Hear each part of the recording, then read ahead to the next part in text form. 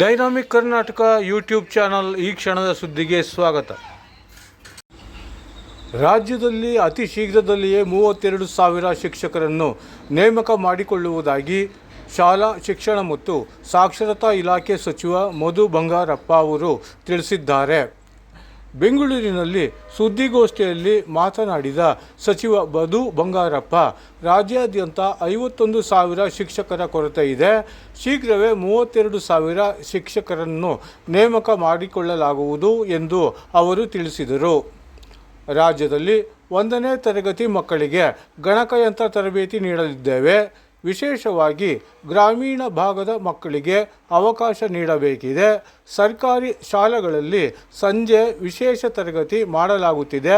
ಸರ್ಕಾರಿ ಶಾಲೆಗಳಿಗೆ ಉಚಿತ ವಿದ್ಯುತ್ನಿಂದ ಅನುಕೂಲವಾಗಿದೆ ಎಂದು ಮಧು ಬಂಗಾರಪ್ಪ ಅವರು ತಿಳಿಸಿದರು.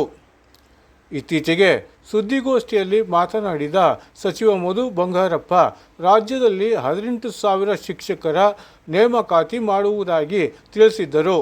ಆದರೆ ಈಗ 32,000 ಶಿಕ್ಷಕರನ್ನು ನೇಮಕಾತಿ ಮಾಡಿಕೊಳ್ಳುವುದಾಗಿ ಅವರು ತಿಳಿಸಿದ್ದಾರೆ.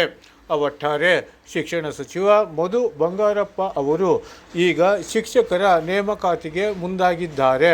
ರಾಜ್ಯದಲ್ಲಿ ಹಲವಾರು ಶಾಲಾ ಶಿಕ್ಷಕರ ಹುದ್ದೆ ಖಾಲಿ ಇದ್ದು, ಹಾಗಾಗಿ ಈ ನಿಟ್ಟಿನಲ್ಲಿ ಎಲ್ಲ ಶಿಕ್ಷಕರ ಹುದ್ದೆಗಳಿಗೆ ಭರ್ತಿ ಮಾಡಿಕೊಳ್ಳಲು ರಾಜ್ಯ ಸರ್ಕಾರ ಚಿಂತನೆ ನಡೆಸಿದೆ.